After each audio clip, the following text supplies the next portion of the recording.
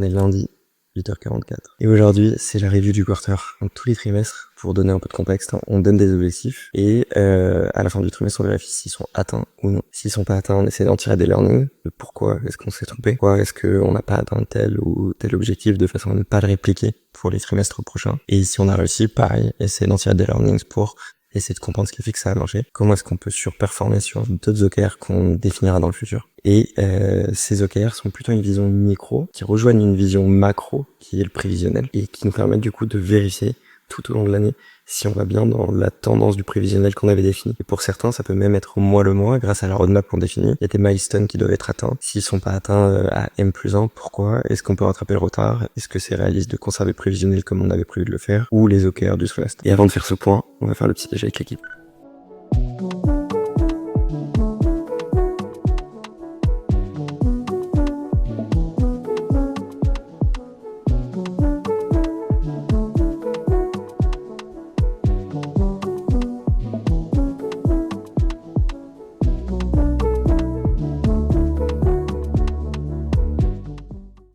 Depuis 2 semaines, on a lancé un projet, notamment avec Marius, sur la refonte de la gestion du temps et de la gestion product d'Octolio. Donc Octolio, pour rappel, c'est notre agence no-code qui accompagne principalement des boîtes dans la refonte, la migration ou la création d'un site sur Webflow. Et comme toute agence de service, la clé de la rentabilité et de la croissance, c'est la bonne gestion de son temps et la bonne mesure du temps. Et on s'est rendu compte que sur les roadmaps de production qu'on avait, on gérait mal notre temps, ce qui veut dire qu'on avait des délais de production qui étaient trop longs, on avait donc des devis qui étaient moins compétitifs, parce qu'on estimait mal le temps qu'allait nous prendre un projet, parce que on n'avait pas défini les bonnes questions en amont et on n'avait pas la bonne visibilité sur ce qu'était un projet standard. Et donc on passe du temps en ce moment à creuser toutes les étapes d'un projet standard pour le mapper, pour ensuite définir un temps moyen au minimum par projet, et donc pouvoir créer un forecast, une roadmap de production qui est claire, précise, avec le moins d'incertitude possible. Et c'est une erreur qu'on fait souvent quand on se lance dans du service. Au début, on échange son temps contre de l'argent. Donc c'est pas grave, on n'a pas besoin de l'estimer vraiment ultra correctement au début, parce que dans tous les cas, on sera rentable. Parce que quitte à ne rien faire de son temps, autant le vendre, même si ce n'est pas cher. Par contre, quand on scale, il faut une vraie mesure du temps et être le plus micro possible dans la compréhension du temps. C'est quelque chose qu'on a mis en place là, qu'on est en train de creuser pour nous permettre de scale sur 2025 et de manière confortable. Parce que ce qui fait qu'un scale est inconfortable, c'est l'incertitude. Mais plus on mesure son temps correctement, plus les projets sont certains, plus pour les équipes c'est facile de s'organiser. Et si on est organisé, on diminue notre charge mentale. En tout cas, les équipes diminuent leur charge mentale. Et ce qui veut dire qu'on est capable de supporter plus de projets, donc générer plus de chiffre d'affaires avec les mêmes équipes, et si le temps est bien géré, avec une meilleure rentabilité.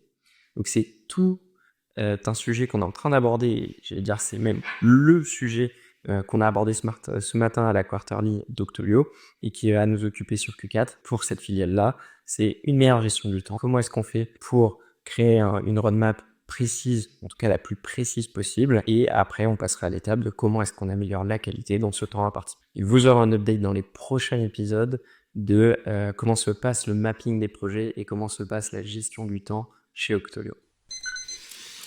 On est mardi, 5h41, forme, on part à Londres rejoindre Yotpo pour un de leurs événements. Et je vais rejoindre Max pour prendre le taxi pour aller à l'aéroport.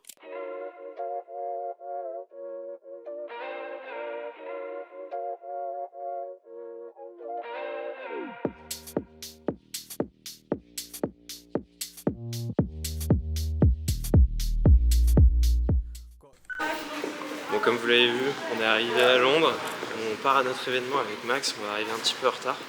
On a eu le temps d'avancer sur tous nos sujets et là c'est la partner roadshow de Yotpo, c'est ça? Exactement. Ouais. Donc ils vont nous présenter, je pense, la roadmap des améliorations de ce qu'ils vont lancer.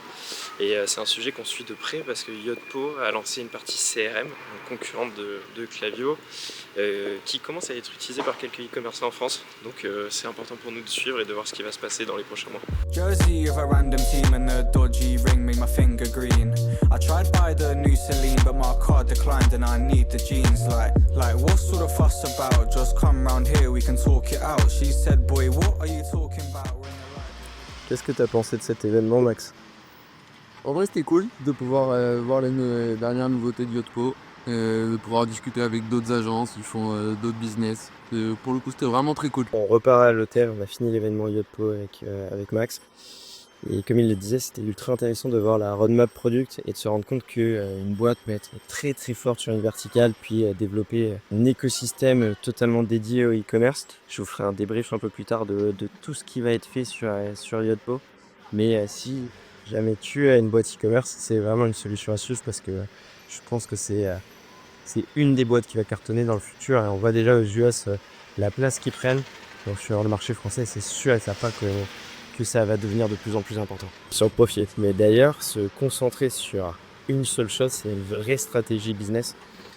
J'ai récemment lu un livre qui s'appelle The One Thing. Et tout le postulat du livre, c'est de dire qu'il faut se concentrer sur une chose et la faire de manière extrêmement bien pour réussir. Et ça, du macro au micro. C'est clairement ce qu'a réussi à faire Yotpo en se concentrant sur une chose, puis en rachetant une verticale et en développant d'autres verticales. Et c'est ce qu'on essaye de faire aussi sur nos fidèles, typiquement sur Sify. On se concentre sur le CRM, la bonne gestion CRM, et être les meilleurs dessus. C'est quelque chose que vous pouvez appliquer de manière un peu plus pro, typiquement sur votre to-do list.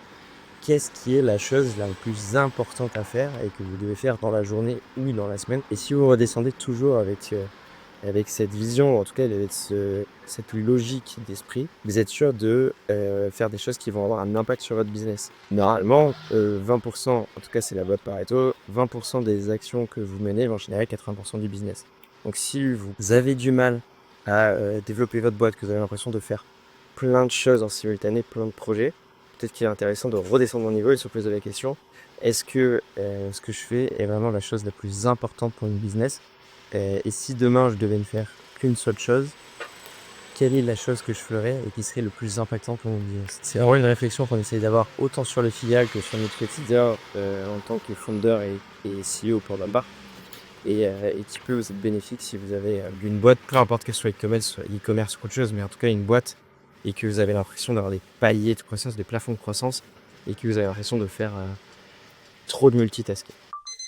On est mercredi, on est dans les bureaux de Yotpo, on reste à Londres jusqu'à ce soir, on reprend l'avion à 21h, à midi, on déj avec notre partenaire chez Yotpo et là on est parti pour 2 heures de deep focus pour essayer de rattraper le retard des 2 heures d'événement d'hier.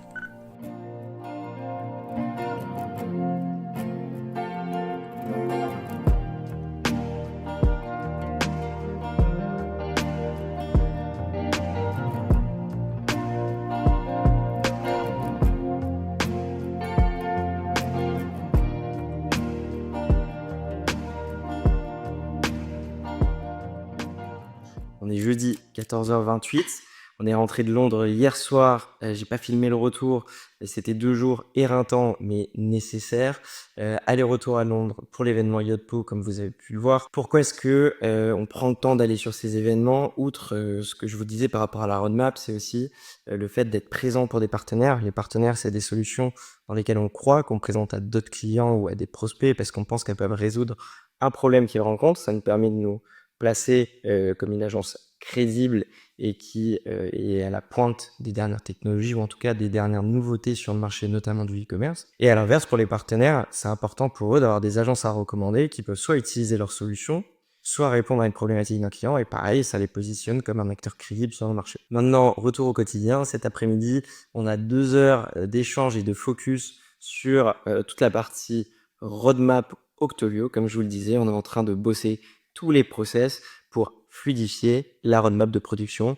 Et donc, on va prendre le temps cet après-midi de décortiquer chaque étape. Et on va se demander, qu'est-ce qu'un projet standard ? Qu'est-ce qui fait qu'une étape d'un projet standard est une réussite ou en tout cas se déroule de manière exceptionnelle ? Et quand on aura répondu à ces 2 questions, on pourra mettre en place les process nécessaires à l'accomplissement de tous les futurs projets Octolio de façon à fluidifier et améliorer la qualité.